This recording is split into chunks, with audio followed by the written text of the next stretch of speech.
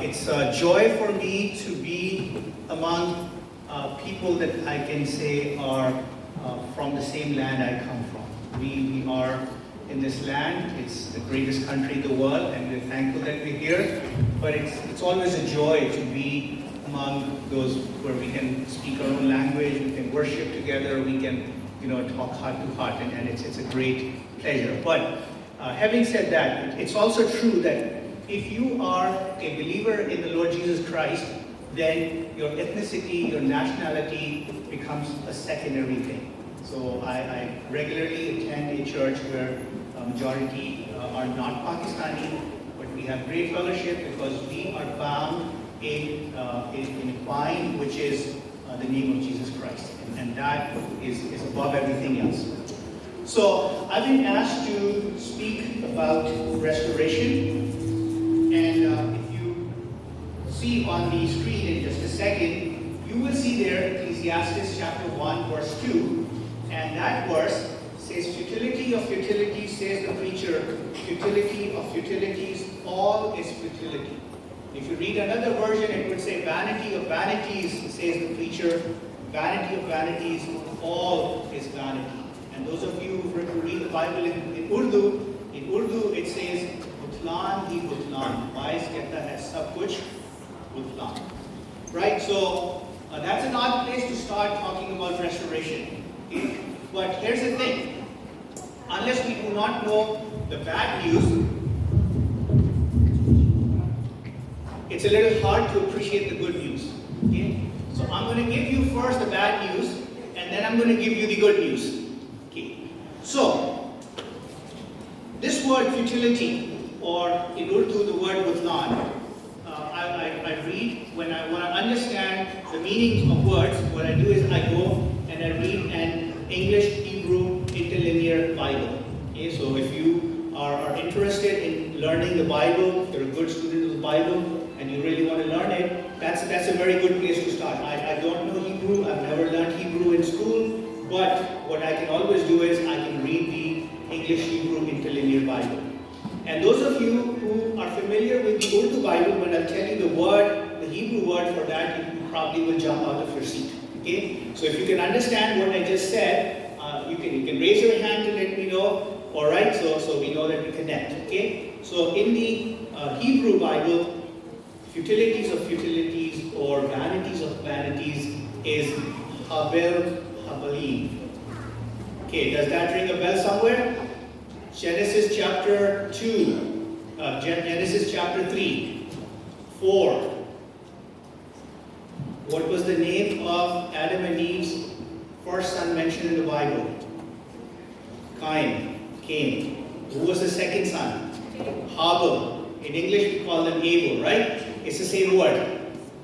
So this word here, which is translated futility, or which is translated vanity, is the same word which Adam and Eve named their second son, Abel. How's that for a name? Okay, your name, vanity.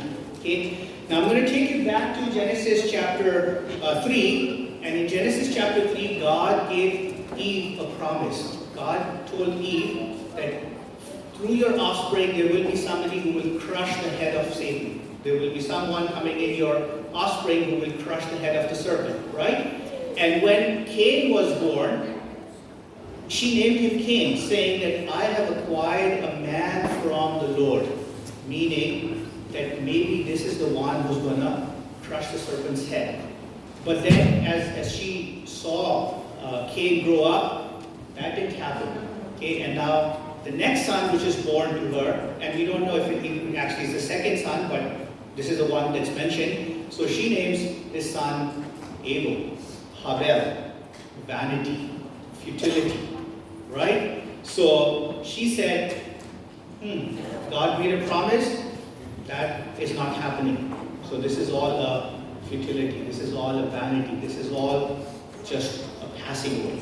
Okay? This word in Hebrew has a connotation of a sigh or a breath, right? So something which is fleeting, something which is going away, something which is not staying, something which is temporary and not permanent. Okay? So when we read in the book of Ecclesiastes, and after every few verses, we come across the same word: vanity, futility, butlan, right? So what that word means is that this is something which is not permanent. This is something which is temporary. This is something which is fleeting. This is something which is going away very, very quickly. Okay?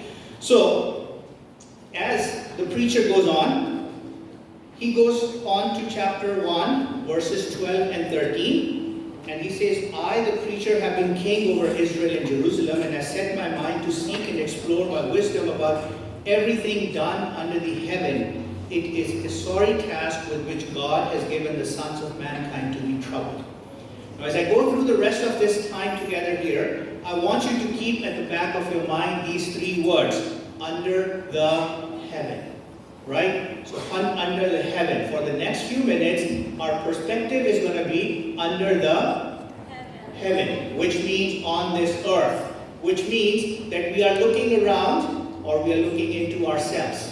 Right? So that is what the perspective is, under the heaven, right? So there's a need for restoration. Why is there a need for restoration? Because everything under the heaven is fleeting. Everything under the heaven is going away. Everything under the heaven is temporary. Everything under heaven is not going to last. Everything under the heaven is vanity. Everything under the heaven is futility. And that's a problem. That's a very, very big problem that needs to be restored. The restoration needs to be put into place so that this futility goes away and is replaced by something which is more permanent. So that this temporal thing is replaced with something which is of eternal value. Okay? And that is where restoration will come. Why do we need restoration? We need restoration because everything under the heaven is fleeting. Everything under the heaven is temporary. Everything under the heaven is futility. Everything under the heaven is a vanity. Okay? Now, what are some of the things which are futility? What are some of the things which are vanity? So he goes off in verses 16 to 18 and he talks about accumulating wisdom. Okay? The Bible tells us that Solomon was the wisest man ever.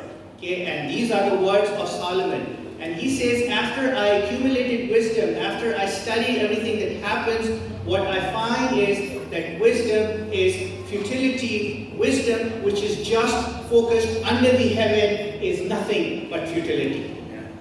You can be the wisest person in the world, but if your perspective is under the heaven, then that wisdom is nothing but futility. Okay? Some of the most foolish people on this world exist in universities today. College professors and college teachers, they are some of the most foolish people that you will find. Okay? Now, I'm a math and science teacher in a high school. I think in math and science departments, you still find some wisdom. But when you go to the English department, when you go to the history departments, when you go to social departments, you go to psychology and those departments, what we are seeing in our culture is a result of what has been going on in the university, and we think of somebody with the name professor in front of their name and we elevate them up to a high degree. But if you want to see their actual picture, I'm going to invite you to go to Romans chapter 1 and start reading in verses 18 to the end of the chapter. They became wise in their own eyes, but in God's eyes their wisdom is nothing but foolishness. So that wisdom which is focused only under the heaven is nothing but foolishness. If you want anything which is not temporal, you need anything which is not fleeting, you need something which is of eternal value, you have to change your perspective so that it is not limited to under the heaven. Okay? Next, Ecclesiastes chapter 2, verses 1 to 3. The preacher, Solomon, he wants to find value, he wants to find permanence in pleasure. So he goes out and he pleases himself with every literal pleasure that was humanly possible for him to get. So there's no shortage of food, there's no shortage of women, there's no shortage of dancers, there's no shortage of singers. So he's entertaining himself, he's making himself get as much pleasure as is possible. Okay? Now the funny thing is, we live in a world where we want our teachers and our pastors to entertain us, and we look to celebrity people to give us wisdom. Are things upside down, or are they upside down? Okay? So we talk about the pastor, yeah, he knows the Bible a lot, but he bores me. Okay? Or we talk about the teacher, yes, he knows a lot, but I just get bored in his class. Well, maybe the problem is not with the preacher, the problem is not with the teacher. Maybe the problem is with your perspective, because you are expecting your pastor to entertain you, you're expecting your teacher to entertain you, but that's not what their job is, right? There's a job for entertainers, and there's a job for pastors and teachers, right? So he pleases himself. And today we live in a world where people go from one woman to another woman, one man to another man. If you are not satisfied with the man or the woman that you are with, you are not going to find satisfaction in any other one. Okay? So there's a fallacy going around, and how can I marry somebody when I don't love them? Okay? Well, the Bible actually puts it the other way. The Bible doesn't say marry the person that you love. The Bible actually says love the person you're married to. Okay? So whoever you're married to, love that person, and you will find satisfaction, and you will find healing, and you will find growth, and you will find love there, right? But if you're looking for something which doesn't exist out there, you're never going to find it. So he goes and looks for some kind of meaning. He looks for some kind of eternal thing in the pleasure, right? And we are in this country, and not just in this country, even in Pakistan and India, we have a whole industry called the entertainment industry. Okay, we have a whole section of economy just dedicated to entertain us, right? And we dole out huge amounts of money towards that activity. Then going on to Ecclesiastes chapter 2, verses 4 through 8. He talks about possessions. He says, I started accumulating things for myself, right? So I had horses, and I had chariots, right? I had cars, and I had motorbikes, and I had a boat, and I had a winter house, and I had a vacation house, and I had this, and I had that, right? But in the end, he says, all of those possessions, they did not give me any meaning. Those possessions did not give me any eternal thing. Those possessions that I had were a vanity. They were a futility. They were fleeting. They were going away. They were passing away. Okay? John D. Rockefeller, who was one of the first, some say he's still like the most wealthiest person in modern American history, somebody asked him, so how much money is enough? And his answer was, a little bit more. You are never going to be satisfied with no matter how much money you make, right? So unless there's a contentment in you, any amount of possessions are not going to satisfy you. Okay? Next, he goes on, Ecclesiastes chapter 2, verses 18 to 26. And now he's trying to find meaning in work. He's trying to say, I'm going to work, I'm going to start building things, I'm going to make things, and then maybe in doing that, I will find some satisfaction. Maybe I will find some meaning. Maybe I will find something which is of eternal value.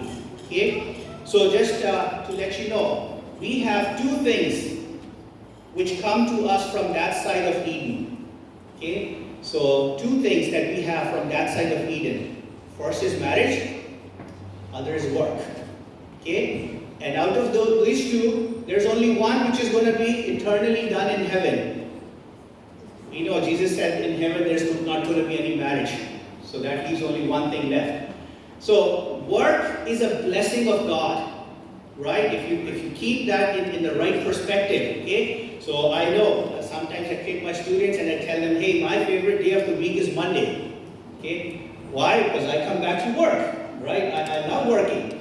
Well, that's sometimes a joke. Sometimes I also say that, Friday is the best day because we also need a rest. But he says that I worked and I built new buildings and I built new cities. But all of that work, what does he say at the end? Futile, vanity, useless. It's temporal.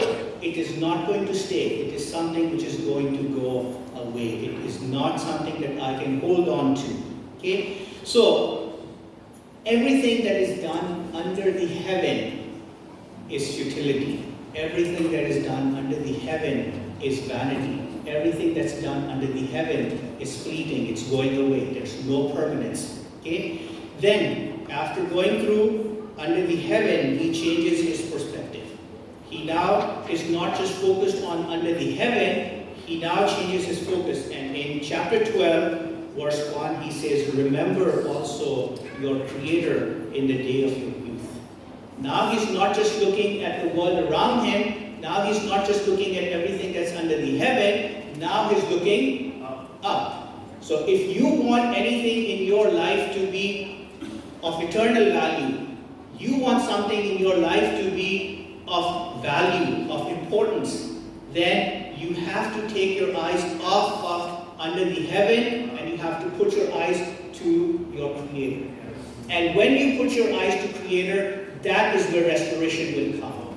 Then your possessions will become a blessing. Your pleasures will become a blessing. Your work will become a blessing. And you will get that wisdom which is holy. You will get that wisdom which is pure. You will get that wisdom which will bring restoration. You will get that wisdom which will make you whole. So tonight, I'm going to invite you, if you have been focused on under the heaven, if you are today sitting here thinking about, I'm in high school, I'm going to go to college, I'm going to get a good job, I'm going to get a good wife, then I'm going to get a really, really good house, I'm going to get a really good car. But in all of that, there's no mention of God. It would all be fleeting. It would all be useless. It would all be futility. It would all be a vanity. If, on the other hand, you say, I'm going to get in a relationship with God today, then that God is going to bring restoration. Then God is going to bless the relationships that you develop. God is going to bless the work that you do. God is going to give you His wisdom. And God is going to bless everything that you possess. I want to leave you with this little quote here. These are words from Corrie ten Boom. She says, if you look at the world, you'll be distressed. Trust me, there's enough in this world going on right now. If you just look at the news, you'll be distressed. If you look within, you'll be depressed. Okay? The human heart is deceitful. If you look inside, there's nothing that is going to give you pleasure or joy, right? Because when you look into the human heart, which is devoid of God, then there's nothing but depression in there. And then she says, if you look at God, you'll be at rest. So I invite you tonight, if you've not been looking at God, that you turn back and you look at God, and from God, then days of restoration will come. God bless you all.